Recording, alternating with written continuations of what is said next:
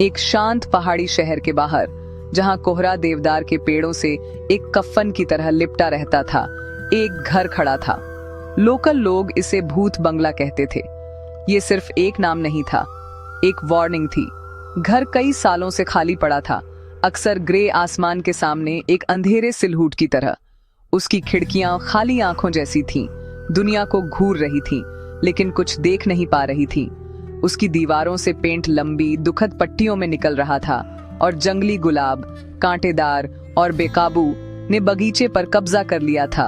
उनके गहरे लाल फूल बाढ़ की सड़ी हुई लकड़ी पर पुराने खून की बूंदों जैसे थे। लोग कहते थे कि घर में एक कहानी थी, एक दुखद और भयानक कहानी, एक ऐसे परिवार की जो बस एक चांदनी रात को गायब हो गया था, पीछे कुछ नहीं छोड़ा था सिवाय एक डरावनी चुप्पी और मुरझाए हुए चमेली की खुशबू के। लेजेंड सिंपल था, जैसे ज्यादातर लोकल कहानियां होती हैं। ये एक छोटी लड़की की बात करता था जिसे गाना पसंद था। उसकी आवाज एक मेलोडी थी जो कभी हॉल को भर देती थी, लेकिन उसकी हंसी आंसुओं में बदल गई थी और फिर चुप्पी में। कुछ कहते थे कि वह ऊंची घुमावदार सीढ़ी से गिर गई थी।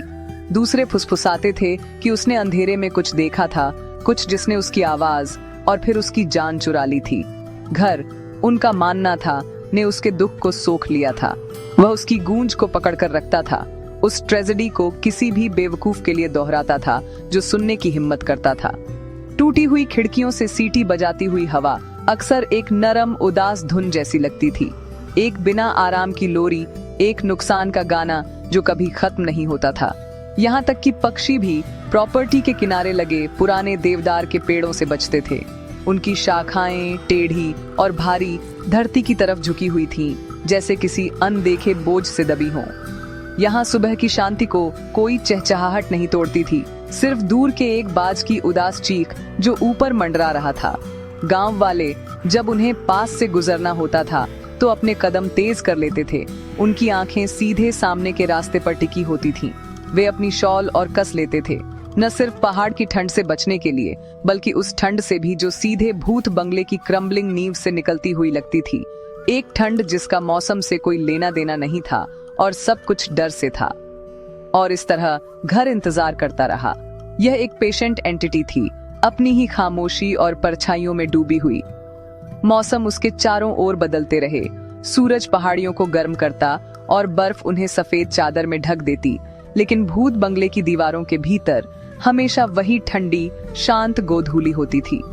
धूल फर्नीचर पर एक महीन ग्रे पाउडर की तरह जम गई थी, एक अचानक खत्म हुए जीवन के सीन को संरक्षित करती हुई। हवा मोटी और भारी थी, जो कुछ था उसकी यादों से स्थिर थी। ये एक ऐसी जगह थी जहां अतीत को सिर्फ याद नहीं किया जाता था, वह अभी भी जीवित था, अंधेरे में धीरे से सांस ले रहा था, एक नए दर्शक का इंतजार कर रहा था, किसी के लिए जो आखिरकार उसकी कहानी सुने। इस गहरी खामोशी में रोहन आया। वह जवान था, शहर से एक राइटर, इंस्पिरेशन और शांत माहौल की तलाश में, जो सिर्फ पहाड़ ही दे सकते थे। उसने कहानियां सुनी थीं, बेशक, लेकिन उसने उन्हें देहाती लोक कथाओं के रूप में खारिज कर दिया था। ऐसी कहानियां जो लोग बच्चों को डराने और टूरिस्टों को हंसाने के लिए सुनाते हैं। उसके लिए भूत बंगला कोई हॉन्टेड चीज नहीं, बल्कि एक रोमांटिक खंडहर था। उसके नोवेल के लिए एक परफेक्ट सेटिंग जिसे वह लिखने की सोच रहा था। उसने गांव के एक झिझकते केयरटेकर से चाबियां लेने में कामयाबी हासिल की, एक आदमी जिसके हाथ कांप रहे थे जब उसने उन्हें दिया। उसकी आंखें एक चेतावनी के साथ चौड़ी थीं, जिसे रोहन ने खुशी खुशी इग्नोर कर दिया। उसने उसके डिके में सिर्फ खूबसूरती देखी, खतरा नहीं। जैसे ही उसने भारी कराहता हुआ सामने का दरवाजा खोला, ठंडी बासी हवा का एक झोंका उसे मिला, एक स्वागत जो एक मकबरे जितना ठंडा था। उसमें नम मिट्टी, सड़ी हुई लकड़ी और कुछ हल्का मीठा और चिपचिपा, जैसे बहुत पहले मर चुके फूलों की खुशबू थी। अंदर घर परछाइयों की एक गुफा था।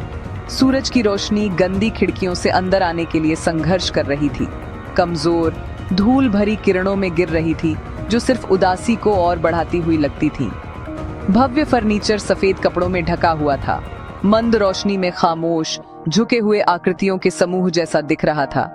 यहाँ की खामोशी बाहर की खामोशी से अलग थी। यह भारी थी, गहरी थी और यह उसे चारों तरफ से दबाती हुई लगती थी। उसने अपना बैग नीचे रखा। उसकी आवाज एंट्रेंस हॉल की विशाल खाली जगह में अजीब तरह से गूंज रही थी। उसने आवाज दी, हेलो। दबी हुई चुप्पी को तोड़ने के लिए ज्यादा जवाब की कोई उम्मीद नहीं थी। शब्द घर ने निगल लिया, कोई गूंज नहीं छोड़ी, कोई निशान नहीं। एक ठंड जो पहाड़ की हवा से कोई लेना देना नहीं रखती थी, उसकी रीढ़ में सरक गई। वह और अंदर चला गया। उसके कदम चरमराती हुई फर्श पर जोर से बज रहे थे। उसने भव्य सीढ़ी की धूल भरी रेलिंग पर हाथ फेरा, जो अंधेरे में ऊपर की ओर जाती थी। लकड़ी ठंडी थी, अजीब तरह से, जैसे उसने अपनी ग्रेन में एक गहरी अटूट सर्दी की याद को संभाल रखा हो।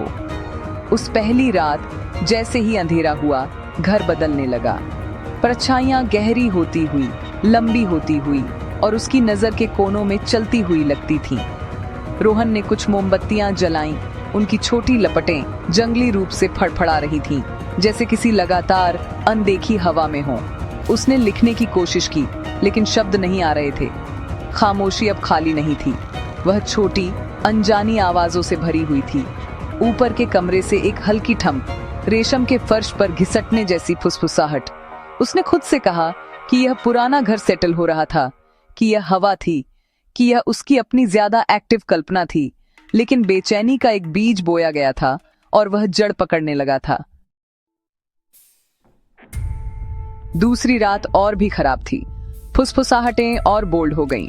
वे अब उसकी सुनने की सीमा पर नहीं थीं, बल्कि सीधे उसके कान के पास से आती हुई लगती थीं, धीमी और फुसफुसाती हुई, जैसे कोई बच्चा कोई सीक्रेट शेयर करने की कोशिश कर रहा हो। रोहन घूम जाता, उसका दिल उसकी पसलियों से टकराता, सिर्फ कमरे को खाली पाने के लिए। मोमबत्ती की रोशनी स्थिर, हवा शांत। उसे कदमों की आवाजें आने लगीं, न कि उसके अपने बूटों की भारी चरमराहट, बल्कि एक हल्की तेज थपथपाहट, जैसे एक छोटा बच्चा ऊपर की लंबी अंधेरी गलियारे में नंगे पैर दौड़ रहा हो। वे हॉलवे के एक सिरे से शुरू होते और अचानक रुक जाते, हमेशा मास्टर बेडरूम के दरवाजे के ठीक बाहर। उसने दिन के दौरान घर को एक्सप्लोर करने की कोशिश की। उम्मीद थी कि सूरज की रोशनी रात के भूतों को भगा देगी। उसे छोटी लड़की का कमरा मिला। वह दूसरों से छोटा था। उसमें फीके गुलाब के पैटर्न वाले वॉलपेपर और कोने में एक छोटा खाली रॉकिंग हॉर्स था। हर चीज पर धूल की एक महीन परत थी। फिर भी कमरे के बीच में फर्श पर एक सिंगल परफेक्ट हाथ का निशान था, जैसे किसी बच्चे ने अभी अभी खुद को जमीन से उठाया हो। ये एक छोटा डिटेल था, लेकिन यह इम्पॉसिबल था। इस कमरे में 50 साल से कोई नहीं आया था। उसे एक गहरा और अकथनीय दुख महसूस हुआ, एक ऐसा दुख जो इतना गहरा था कि उसे अपना ही लगा।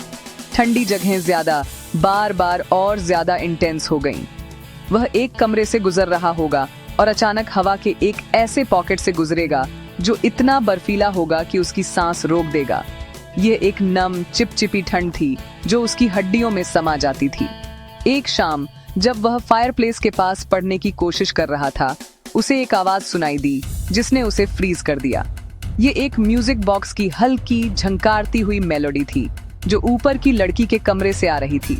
उसने कुछ पल के लिए एक सिंपल हॉन्टेड लोरी बजाई और फिर एक दुखद बेमेल खनखनाहट के साथ बंद हो गई। अपनी सारी हिम्मत जुटाकर वह सीढ़ियों पर चढ़ा, हाथ में एक फडफडाती हुई मोमबत्ती लिए। कमरे को खाली और शांत पाने के लिए ड्रेसर पर म्यूजिक बॉक्स धूल की मोटी अनडिस्टर्ब्ड परत में ढका हुआ था। नींद ने कोई राहत नहीं दी। उसके सपने घर की इमेजेस से भरे हुए थे, लेकिन यह एक अलग घर था, एक जो जीवन और हंसी से भरा था, जो धीरे धीरे डर में बदल गया।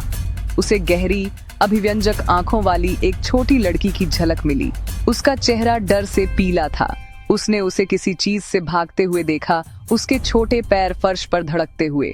वह ठंडे पसीने में जागता, उसकी घबराई हुई सांसों की आवाज अभी भी उसके कानों में गूंज रही थी। घर अब सिर्फ उसकी कहानी के लिए एक सेटिंग नहीं था, वह उसे अपनी कहानी सुना रहा था और वह उसका एक हिस्सा बन रहा था। एक ऐसी ट्रेजेडी में एक अनचाहा एक्टर जो कभी सच में खत्म नहीं हुई थी। तीसरी रात पहाड़ियों पर एक तूफान आ गया। बारिश खिड़कियों से टकरा रही थी और बिजली भूत बंगले की नींव को हिला रही थी। बिजली जो वैसे भी रुक रुक कर आ रही थी, पूरी तरह से फेल हो गई, जिससे घर पूरी तरह से अंधेरे में डूब गया। रोहन अपनी आखिरी मोमबत्ती के साथ लिविंग रूम में दुबका हुआ था। जानता था कि उसे जाना होगा। घर उसके चारों ओर जीवित महसूस हो रहा था, तूफान के गुस्से से कराहता और चरमराता हुआ। फुसफुसाहटें अब साफ शब्द थीं। एक बच्चे की रोती हुई आवाज में बार बार दोहराया गया एक ही नाम, पापा पापा। यह एक अपील थी। उसके चारों ओर के अंधेरे से एक हताश चीख। अचानक ऊपर से एक जोरदार धमाका हुआ। यह एक शीशे के टूटने की आवाज थी। अपने बेहतर निर्णय के खिलाफ एक ऐसी ताकत से मजबूर होकर जिसे वह समझ नहीं पाया, रोहन ने अपनी फड़फड़ाती हुई मोमबत्ती पकड़ी और कराहती हुई सीढ़ी पर चढ़ गया। बच्चे की आवाज यहाँ ज्यादा तेज थी, डर से भरी हुई। इसने उसे गलियारे में ले जाया, छोटी लड़की के कमरे से आगे, हॉल के अंत में मास्टर बेडरूम तक। दरवाजा, जिसे उसने पहले बंद पाया था, अब थोड़ा खुला हुआ था। उसे धक्का देकर खोलने पर उसने आवाज का स्रोत देखा। दीवार पर लगा एक बड़ा सजावटी शीशा टूट गया था। उसके केंद्र से दरारों का एक जाल फैल गया था। वह करीब आया, मोमबत्ती को ऊपर पकड़े हुए। हवा ठंडी थी। उसने शीशे के सबसे बड़े बिना टूटे टुकड़े में झांका। उसकी अपनी परछाई वापस घूर रही थी, पीली और आंखें चौड़ी। लेकिन जैसे ही उसने देखा, उसकी परछाई में उसके पीछे एक और आकृति बनने लगी। यह उसके सपनों की छोटी लड़की थी। उसका चेहरा आंसुओं से सना हुआ था। उसकी आंखें एक पुराने डर से काली थीं। वह उसे नहीं देख रही थी, बल्कि उसके कंधे पर कुछ देख रही थी। असली कमरे में उसने एक कांपता हुआ पारदर्शी हाथ उठाया और इशारा किया। फुसफुसाहट अब ठीक उसके पीछे थी। एक आदमी की आवाज, गहरी और दुखद। तुम्हें वापस नहीं आना चाहिए था, उसने कहा। रोहन घूम गया, लेकिन कमरा खाली था। वहां कोई नहीं था। वह शीशे की तरफ मुड़ा। उसका दिल उसकी छाती में बैठ गया। लड़की गायब थी।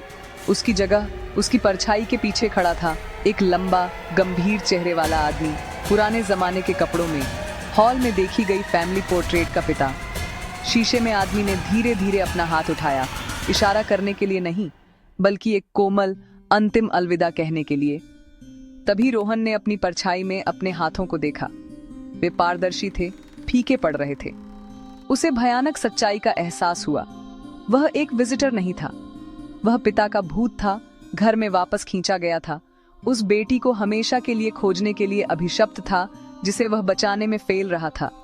उसकी याददाश्त हर वापसी के साथ मिट जाती थी। घर सिर्फ उसे याद दिलाने में मदद कर रहा था।